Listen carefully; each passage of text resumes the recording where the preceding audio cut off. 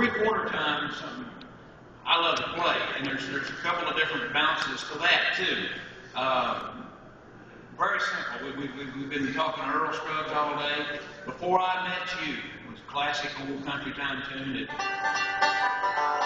I thought I had seen pretty girls in my time. That was before I met you.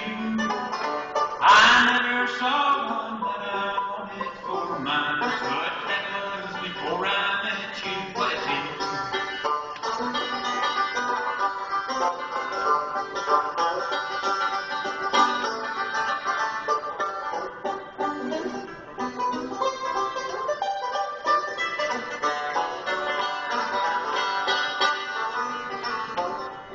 That pinch you get on Emma there.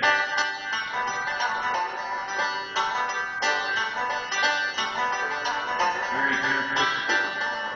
That pinch right there helps you think in three-quarter time. It always did me. Oh, that's a signature right there. That's one of the first tunes that I learned that has it on it. But now there's another three-quarter time element that I absolutely love. And last night, Jim did a phenomenal job standing on stage at Golden Hall paying tribute to Jimmy Martin. And that bounce in there, that three-quarter time honky-tonk sound of Jimmy's is something that Sonny Osborne and J.D. Crowe both brought to the banjo world. It's something I have absolutely loved. It's playing those bluesy feels and all that good stuff. We'll hit a little bit of the key of F right there. That's another thing for banjo players that are crazy about it. Learn the neck of your banjo by learning how to play out of the key of F. Because you can go from the first fret all the way to the last fret. And there's about 5 or 6 places you can stop along the way and play some real pretty tone on the banjo. Yeah, but that old Sunday Mountain Boys three-quarter time stuff like some people drink champagne out under the stars, while others drink wine, leaning over the bar.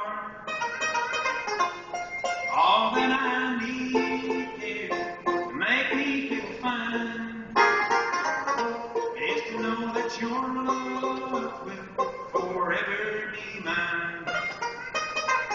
But all those bends like that, those three-quarter time honky-tonk bluegrass, Lays in there perfect.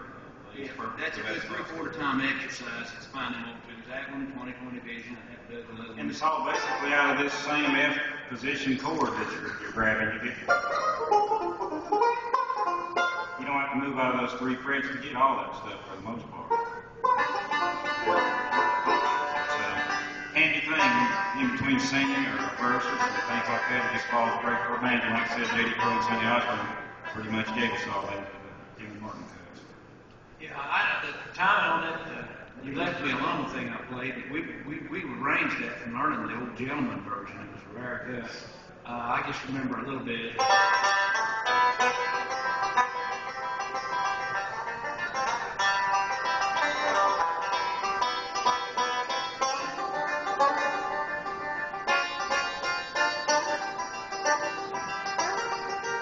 played it for the first half, something like that, you know. It's learning to think in time. And Jim and I were both very blessed to be good singers and songwriters that gave us some original material to work with when we were young. He's standing there with Russell and Doyle. I got to be with Mark Rader, my friend for traditional brass, creating new music in a variety of timings and keys and tunings. So it made you learn. It's sink or swim. Oh yeah, I mean there was no precedence to go by other than your heroes, Earl Scruggs, J.D. Crowe, and Sonny Osborne were probably the main 3 for me.